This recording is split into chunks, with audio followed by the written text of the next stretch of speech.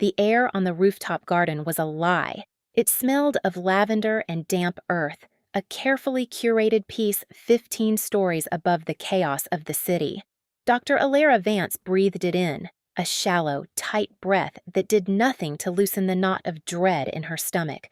This had been her sanctuary, the one place in the sprawling medical complex where the unending chorus of beeps, codes, and quiet suffering fell away. Now it felt like the edge of a cliff. She had not come here for the peace tonight.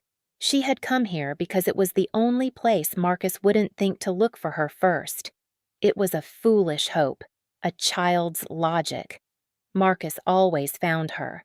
She smoothed a hand over the slight, still deniable curve of her belly, concealed beneath the practical navy of her scrubs.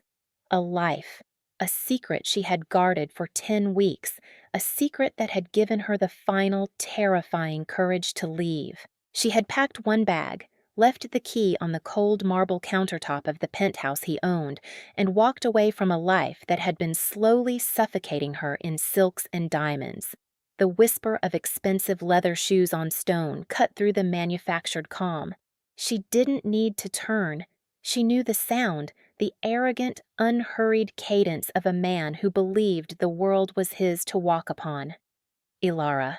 His voice was just as she remembered, smooth, confident, with an undercurrent of impatience, the voice of a man accustomed to immediate obedience. She did not turn. She kept her eyes on the glittering, indifferent city skyline. "I thought we could talk," Marcus Thorne said, his voice closer now.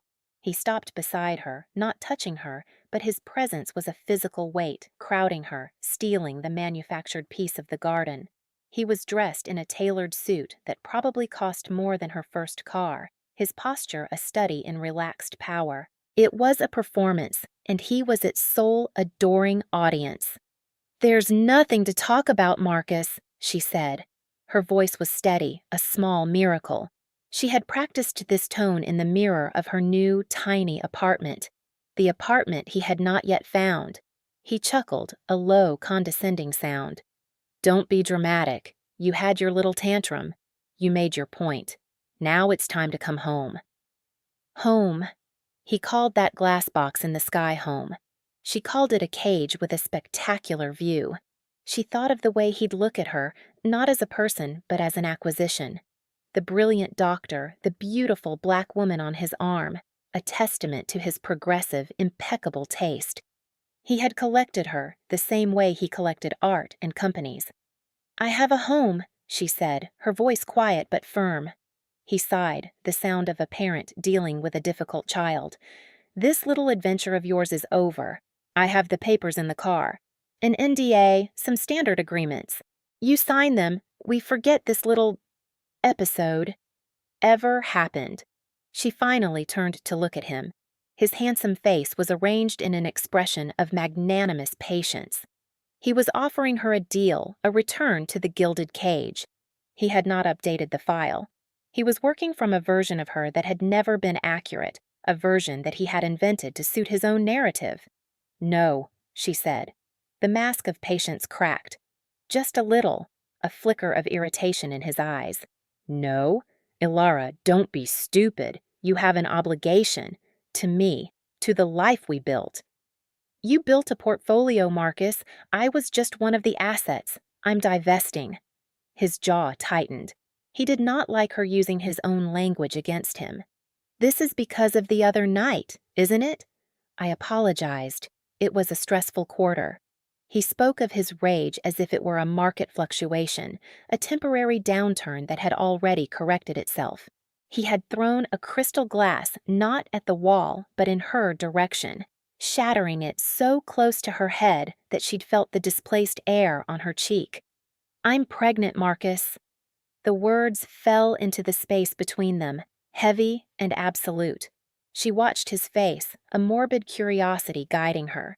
She wanted to see how he would process it, how he would file this new data point. For a moment, there was nothing, blank incomprehension. Then his eyes narrowed and a cold, reptilian stillness came over him. "What did you just say?" I'm pregnant, she repeated, her hand instinctively going to her stomach. A protective gesture, a fatal mistake. His eyes followed the movement of her hand. The stillness shattered, replaced by a dark, consuming fury. It was not the joy or even the shock of a prospective father. It was the rage of a man discovering a catastrophic breach in his security. You can't be," he hissed, stepping closer. "We were careful. Apparently not careful enough." "No." He shook his head, a frantic, jerky motion. "No, you did this on purpose. A trap. A way to lock me down." The narcissist's prayer. It wasn't his fault. It was her conspiracy. "I'm leaving, Marcus. The baby and I are leaving." "There is no baby and I," he snarled, his face contorting into something ugly. "There is only a mistake, a problem you will fix. I know a doctor. It will be discreet." A cold wave of nausea washed over her, so profound it almost buckled her knees. It was worse than she could have ever imagined. He didn't see a child. He saw a liability, an inconvenient merger that needed to be dissolved. "Get away from me," she whispered, taking a step back. The low stone wall of the terrace was cool against her calves. "You are not leaving," he said, his voice dropping to a menacing growl. He lunged, grabbing her arm. His grip was like iron. "You are not ruining my life with this complication." "Let go of my arm," she said, her voice rising, the practiced calm finally deserting her. He laughed, a harsh, grating sound. "You have no idea who you're dealing with. You think you can just walk away? You belong to me." She did the only thing she could. She brought her free hand up and clawed at his face, her nails digging into his perfect manicured skin. He roared, a sound of pure animal rage, and shoved her. Hard. She did not scream. The world tilted. The scent of lavender was abruptly replaced by the gritty smell of stone. Her body slammed backward, not over the edge, but onto the hard flagstones of the terrace. The impact was a brutal, full-body shock, knocking the air from her lungs. A sunburst of pain exploded in her lower back, radiating outward. She lay there, gasping, a galaxy of white spots dancing in her vision. The first coherent thought was not for herself, but for the tiny, fragile life inside her. A frantic, silent prayer. "Please be okay. Please be okay." Marcus stood over her, breathing heavily, his hand on his cheek where 4 red lines were already welling up. He looked down at her, not with remorse, but with a kind of stunned fury, as if her prone form on the ground was a personal insult. "Look what you made me do," he breathed, the classic chilling refrain of the abuser. He started to take a step toward her, his face a mask of rage and self-pity. Then, a sound. It was not loud. It was a soft, crystalline clink, the sound of a heavy glass being set down on a metal table. It was precise, deliberate, and it cut through the thick, ugly silence of the rooftop like a surgeon's scalpel. Marcus froze. His head snapped up. Ilara, through the haze of pain, forced her head to turn. In the far corner of the garden, shrouded in the deep shadows cast by a large trellis of climbing roses, a man was sitting at a small wrought iron table. He had not been there before. He must have been. The kind of stillness that doesn't announce itself. The kind that settles. He was impeccably dressed in a charcoal suit, the fabric so dark it seemed to drink the ambient light. His posture was relaxed, yet radiated a coiled, absolute authority. He was not large, but he occupied the space as if he had designed it. His face was a series of calm, elegant lines, his black hair neatly parted. He looked from Marcus, standing over Ilara's body, to Ilara, crumpled on the ground. His expression did not change. It was a face of quiet, patient observation. Marcus stared, his mouth slightly agape. He was processing this new variable, his brain, so used to being the most important factor in any equation, struggling to compute. "Who the hell are you?" he demanded, puffing out his chest, trying to reclaim the narrative. The man did not answer him. His dark, intelligent eyes were fixed on Alara. They were not filled with pity. They were filled with a cold, terrifying clarity. It was the look of a man who saw everything exactly as it was. Then he spoke. His voice was low, a quiet baritone that carried no hint of alarm or agitation. It was steady as iron wrapped in silk. "Take your hand off my wife." The words were not shouted, they were stated. A simple, undeniable fact. And in that moment, the entire atmosphere of the rooftop shifted. The air grew heavy, thick, with a power so immense it was almost gravitational. It pulled all the sound and light and attention toward the man in the charcoal suit.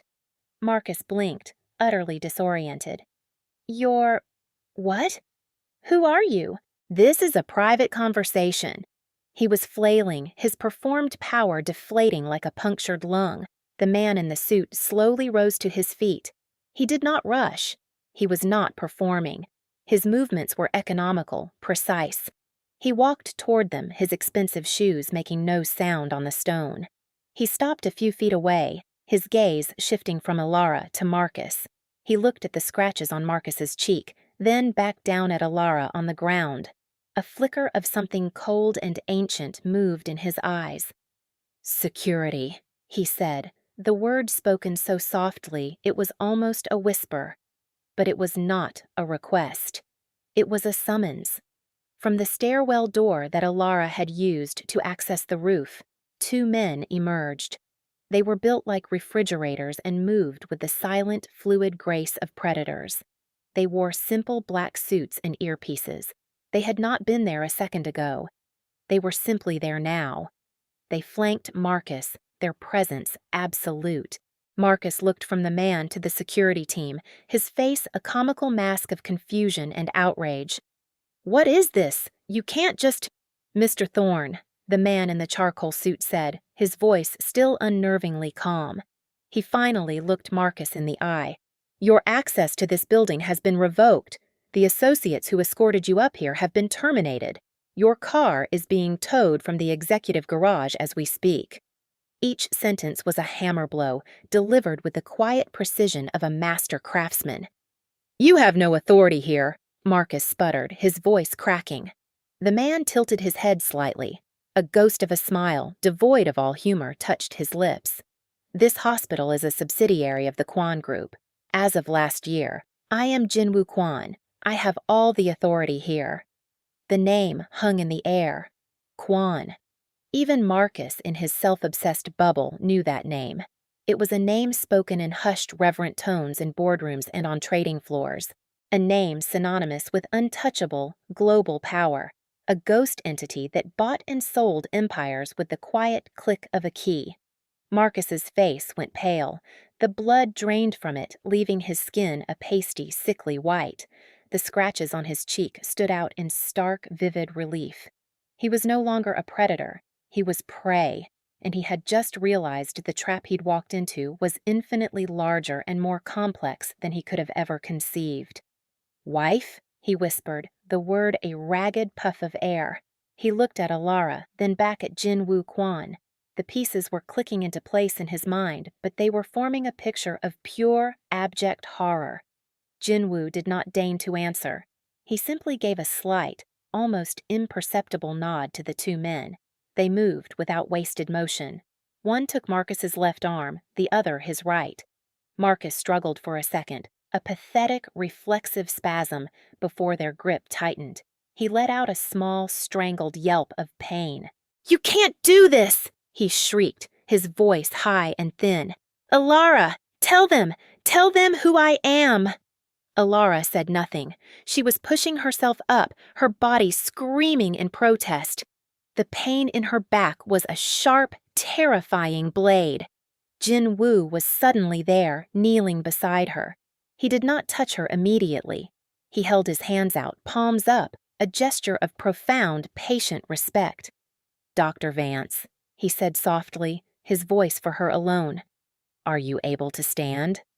She looked at his face, so close to hers now. She saw the deep, fathomless calm in his eyes. He was the eye of the hurricane he had just unleashed. "I think so," she whispered, her voice trembling. "My men are trained in emergency medical response. I can have them assist you." "No." The word was instinct. "Don't let them touch me." He nodded, understanding immediately. It was not a rejection of his help, but a deep-seated fear of being handled, of being moved by force. He offered her his hand. His skin was cool, his grip firm but not confining. It was a point of stability in a world that had just spun off its axis. He helped her to her feet. She swayed, a wave of dizziness washing over her. He moved to steady her, one hand on her elbow, the other hovering near the small of her back, not touching, but present. A shield of proximity. Behind them, Marcus was being dragged toward the stairwell. His arrogance had completely dissolved, replaced by a frantic, pleading terror. "This isn't over! You have no idea! She's mine! She's carrying my child!" At the word child, Jin Woo's posture stiffened. The air around him dropped another 10 degrees. He turned his head slightly, his voice a blade of ice. "Mr. Kim," he said to one of the security men. "Sir," the man replied, pausing at the door. "Ensure Mr. Thorne understands the legal and physical ramifications of ever speaking Dr. Vance's name or the name of her child again. Make it exceptionally clear." "Understood, sir." The door clicked shut, silencing Marcus's desperate, fading cries. Silence descended on the rooftop garden again. It was a different kind of silence now. Not the manufactured peace from before. This was the kind of silence that doesn't echo, the kind that settles, the kind that follows the exertion of absolute power. Ilara stood there, leaning on the quiet strength of the man beside her, and stared at the door that had just swallowed her past. Her body ached, her heart hammered against her ribs, but for the first time in a very long time she could breathe. Jin Woo led her to the small table where he had been sitting. He did not ask questions. He did not demand explanations. He simply pulled out the chair for her and waited until she was seated. He retrieved a sleek, dark phone from his pocket and typed a short, swift message. "My personal physician is meeting us at the penthouse. She is the best in the city. She is also discreet." He put the phone away. "Unless you would prefer to be seen by your colleagues here." "No," she said quickly. She couldn't bear the thought of their questions, their pitying looks. "The penthouse, then." Penthouse. The word sent a shiver of apprehension through her. It was a word tied inextricably to Marcus, to the gilded cage. As if reading her mind, he said, "It is not like your previous residence. It is functional." She looked at him, truly looked at him, for the first time since he'd knelt by her side. Jin Woo Kwan, the man she had married on paper 3 weeks ago in a sterile lawyer's office. A man she had met only once before that, at a hospital fundraiser. He had been a quiet, almost invisible presence in the corner of the room, watching everything. She had been introduced to him by a hospital board member, and they had spoken for less than 5 minutes. He had asked her about her work, her research into community health disparities. He had listened with an unnerving intensity.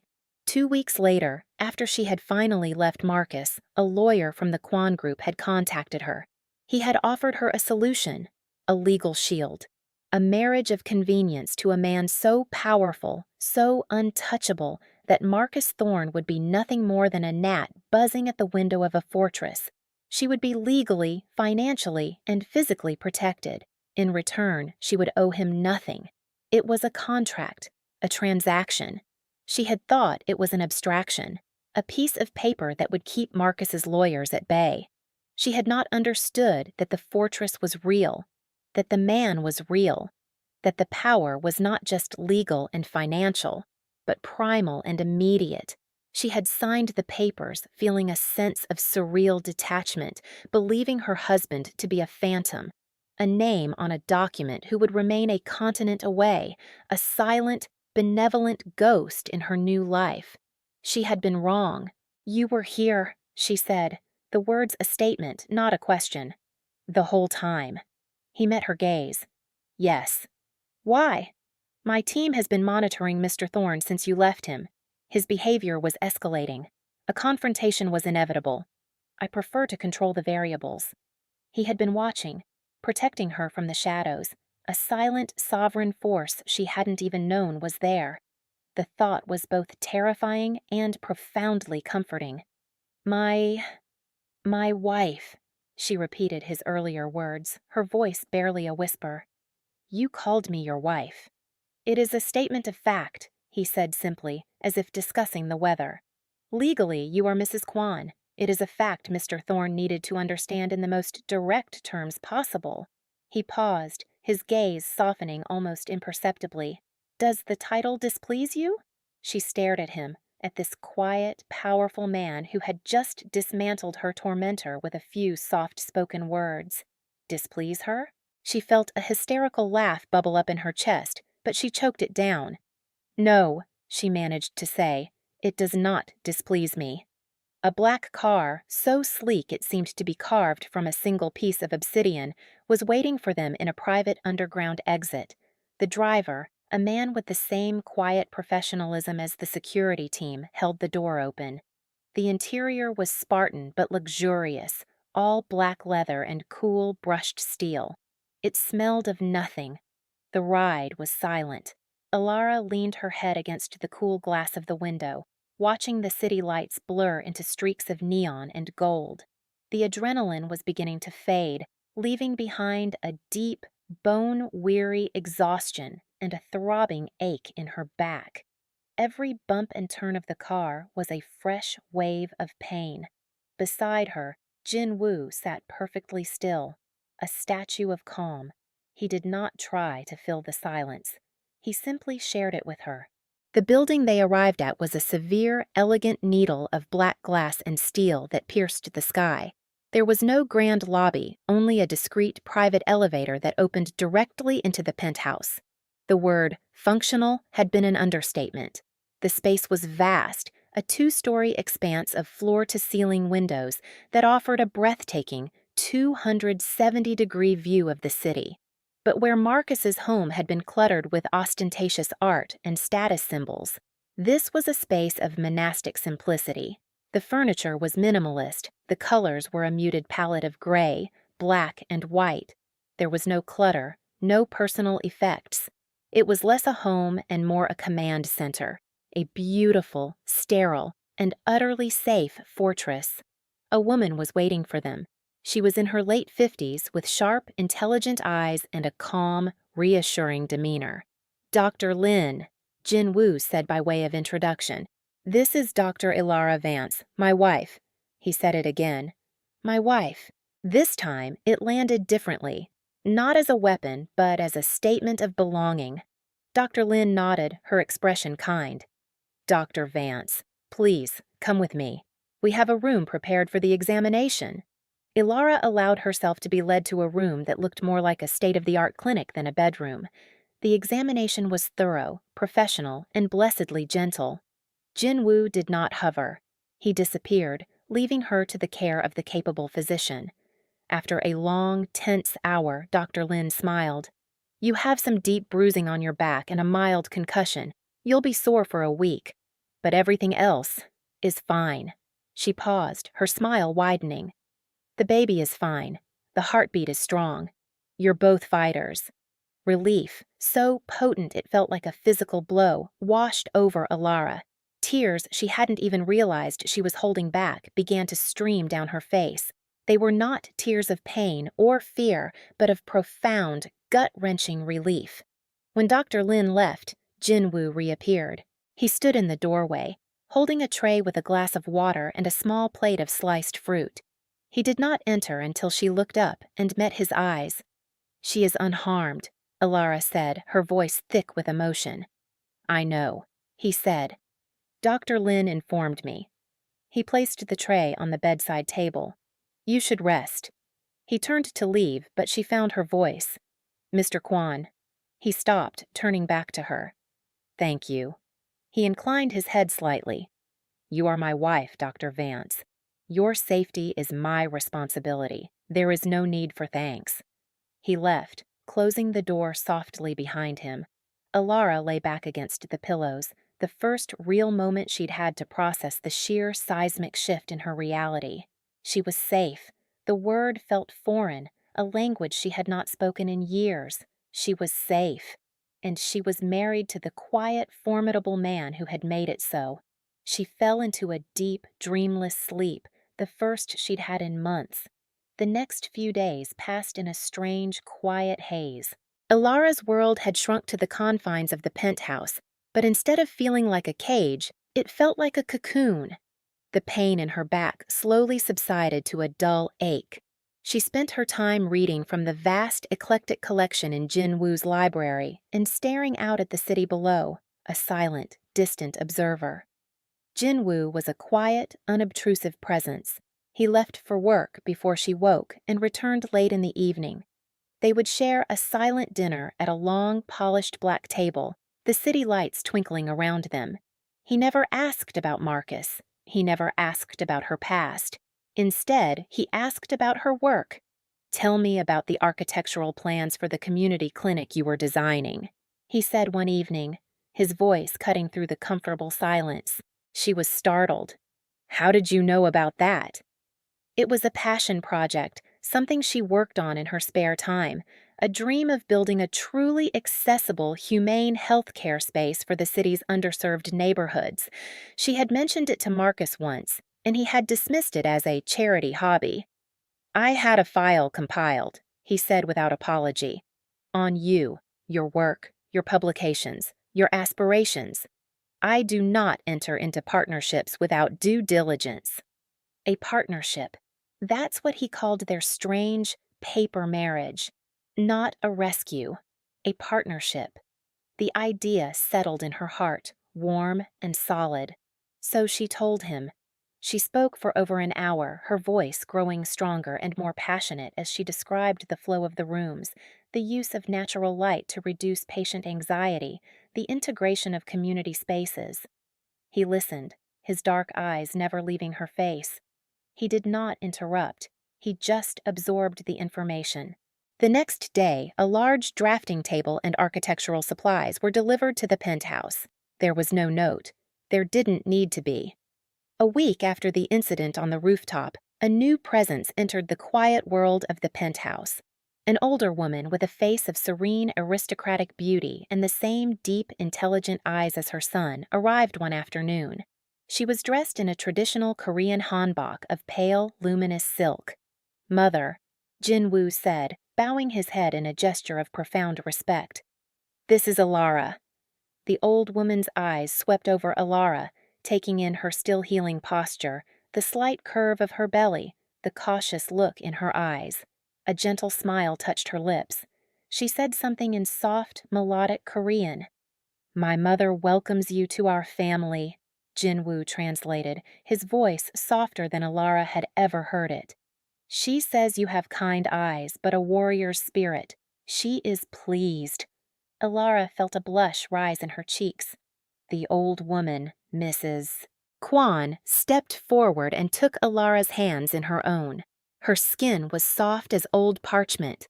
She spoke again, her eyes warm and full of an ancient wisdom. "She says a house is not a home until it hears the laughter of a child," Jin Woo murmured, "and that this house has been silent for too long." Mrs. Kwan's presence changed the atmosphere of the penthouse. She filled it with the scent of ginseng tea and quiet, domestic activity. She did not speak English, and Alara did not speak Korean, but they communicated through gestures and smiles. She would bring Alara plates of fruit, sit with her while she worked on her architectural drawings, and place a gentle, knowing hand on her belly. For the first time, Alara felt the fragile stirrings of not just safety, but of belonging. She was being welcomed not as an asset or a problem, but as a person, as family. Meanwhile, in a world that felt a universe away, Marcus Thorne was discovering the true nature of the trap he had sprung upon himself. His first call had been to his lawyers, screaming, demanding they sue the Kwan Group for assault, for kidnapping, for everything. The lead partner of his law firm, a man who had once fawned over him, called him back personally. His voice was cold, formal and terrified.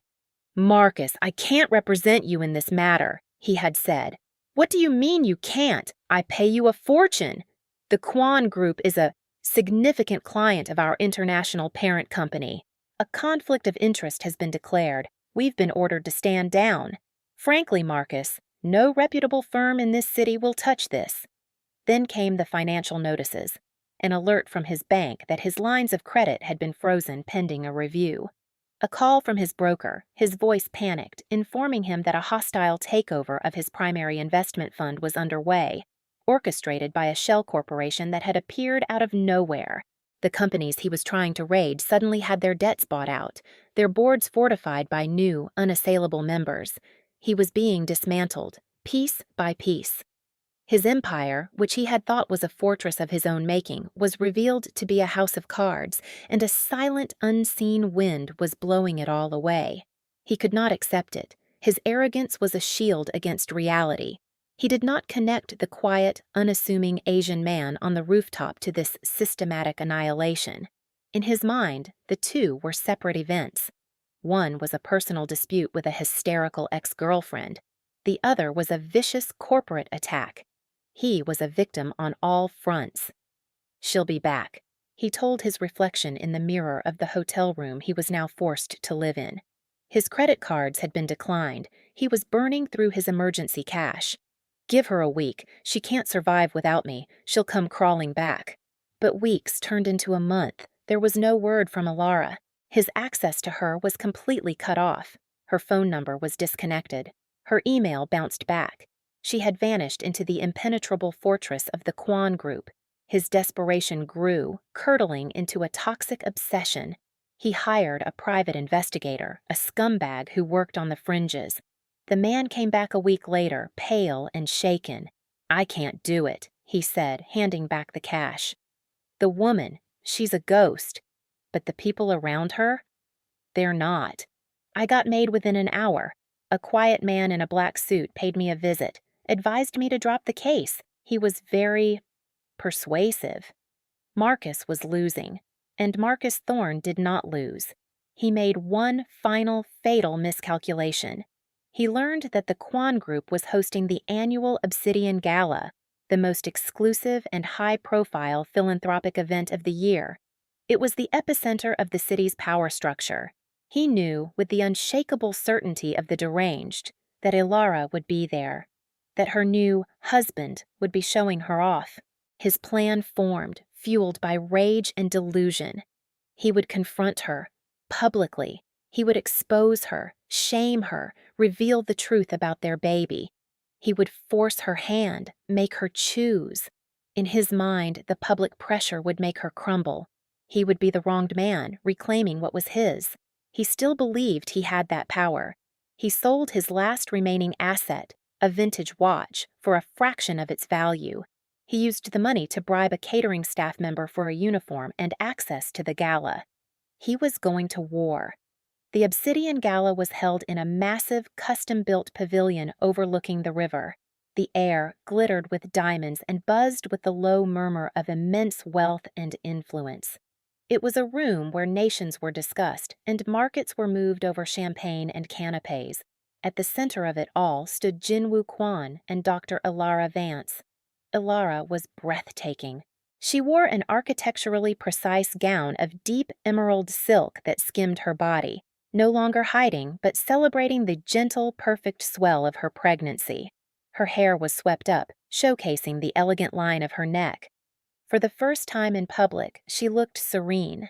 The hunted look in her eyes was gone, replaced by a quiet, steady confidence. She was not an accessory on Jinwoo's arm.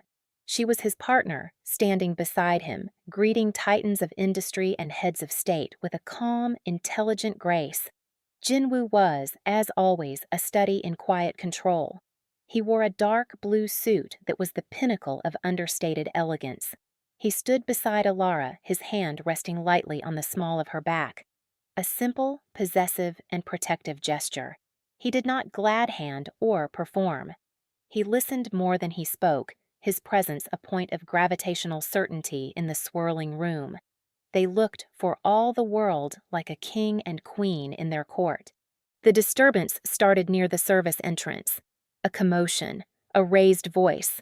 Then Marcus burst through a line of security, his catering uniform disheveled, his face flushed with sweat and fury. He looked wild, a rabid animal in a sterile environment. "Ilara!" he screamed. The room fell silent, instantly. The music halted mid-note. Conversations died. 1,000 pairs of powerful eyes turned to the source of the vulgar disruption. Marcus strode into the center of the room, his eyes locked on Ilara. He was playing to the audience he imagined, the one that would sympathize with him. "What are you doing with him?" he demanded, pointing a trembling finger at Jinwoo. "This is a farce. You belong with me. You have an obligation." Ilara did not flinch. She did not hide behind Jinwoo. She simply looked at Marcus, her expression not of fear, but of a kind of weary pity. She saw not a monster, but a pathetic, broken man, hollowed out by his own ego. "You have to come back," Marcus pleaded, his voice cracking, the performance unraveling. "Tell them, Ilara. Tell them you're having my baby." A collective gasp went through the room. The scandal was exquisite. Jinwoo did not move. He did not raise his voice. He simply tightened his hand on Ilara's back, a silent message of support. He let Marcus empty himself of all his poison. When Marcus finally paused, gasping for breath, Jinwoo spoke. His voice was quiet, yet it carried to every corner of the silent, cavernous room. "Mr. Thorne," he began, his tone conversational as if they were discussing a minor business matter. "You speak of obligations." He took a small step forward, shielding Ilara slightly. "Let us discuss your obligations. You have a mortgage on a penthouse you can no longer afford. That mortgage was held by Sterling Financial. As of last Tuesday, I own Sterling Financial. The eviction notice was served this morning." Marcus's face went slack with shock. "You have an investment fund, Thorne Capital," Jinwoo continued, his voice relentlessly calm. "Or rather, you had one. It was acquired in a hostile takeover by a holding company called Polaris Investments. Polaris is a wholly owned subsidiary of the Kwan Group. Your partners were bought out. Your assets have been liquidated. You are insolvent." He took another step. He was not angry. He was simply stating facts. He was reading an obituary. "The law firm that represented you, that you believed was loyal to you, their parent company has been on my payroll for 5 years. The private investigator you hired, he works for me. He has for a decade. His specialty is identifying liabilities." A low, horrified murmur rippled through the crowd. They were not witnessing a domestic dispute. They were witnessing an execution, a public, systematic annihilation of a man's entire existence. "You came here tonight wearing a uniform you obtained by bribing a staff member," Jinwoo said, his voice dropping even lower. "The man you bribed has been a member of my personal security team for 15 years. The cash you used to pay him was marked. You believe you are here to reclaim something, but you own nothing. You are nothing." Jinwoo stopped directly in front of Marcus. He was not physically imposing, but the sheer weight of his power was suffocating. "You mention your child," Jinwoo said, and for the first time a sliver of ice entered his voice. "A child you called a complication, a problem to be fixed. This child will bear my name. He or she will be raised in my house. They will have my protection. They will never know your name.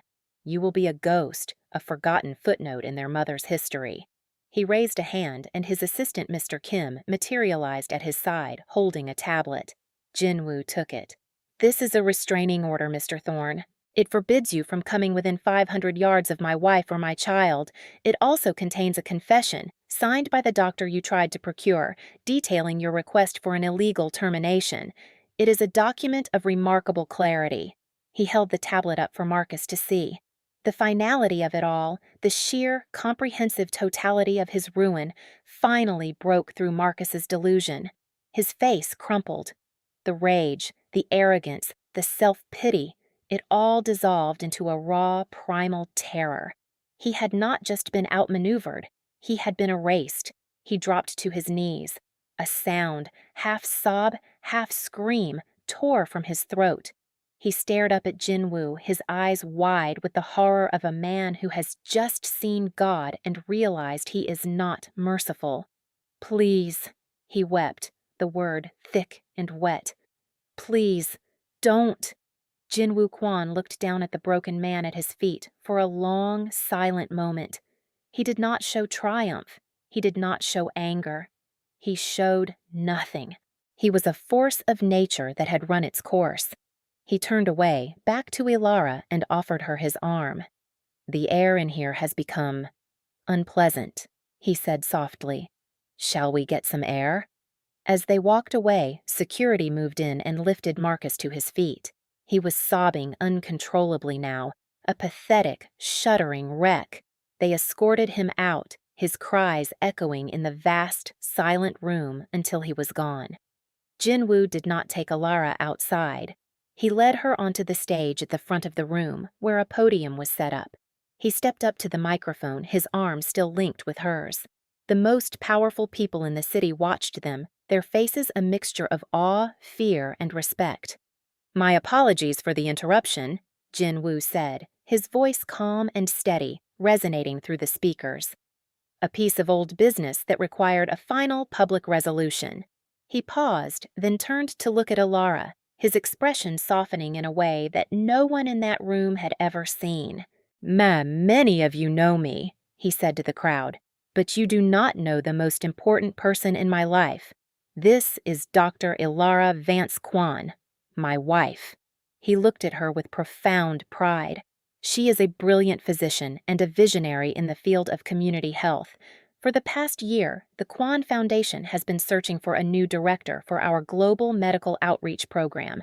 We were looking for someone with intelligence, compassion, and an unyielding commitment to humane care. He squeezed her hand. "I am pleased to announce that Dr. Vance Kwan has accepted the position.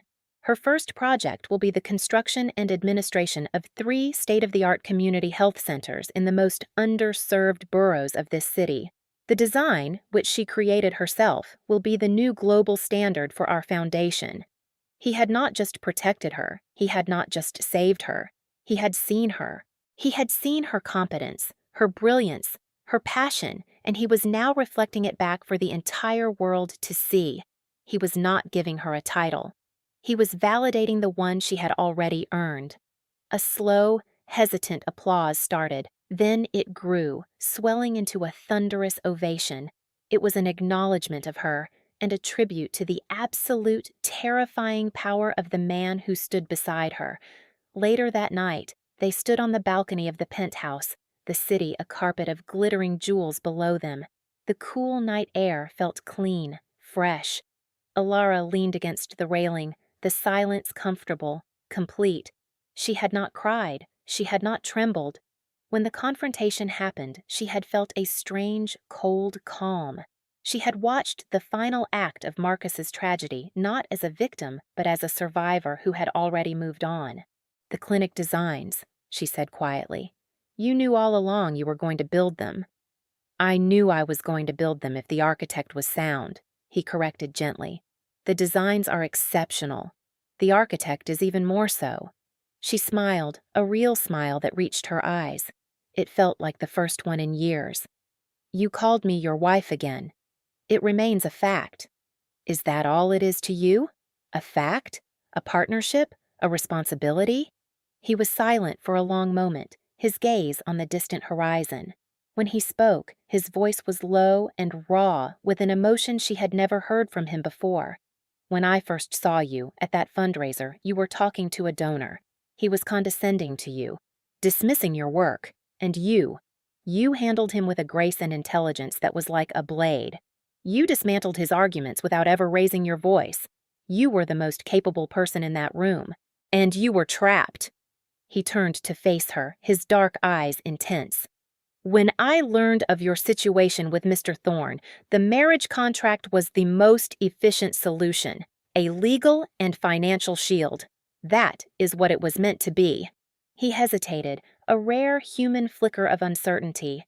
"It is no longer just a contract to me, Alara. It has become a preference. A preference. From a man like Jinwoo Kwon, A man who dealt in absolutes and certainties. The word was more potent than any flowery declaration of love. It was an admission, a choice. She reached out and placed her hand on his chest over the steady, solid beat of his heart. I don't leave because things become complicated, Jinwoo. I leave when they become empty. He covered her hand with his own, his thumb stroking the back of her knuckles. He looked down at her belly where their child was sleeping, safe and sound. This is not empty, he said, his voice a quiet vow.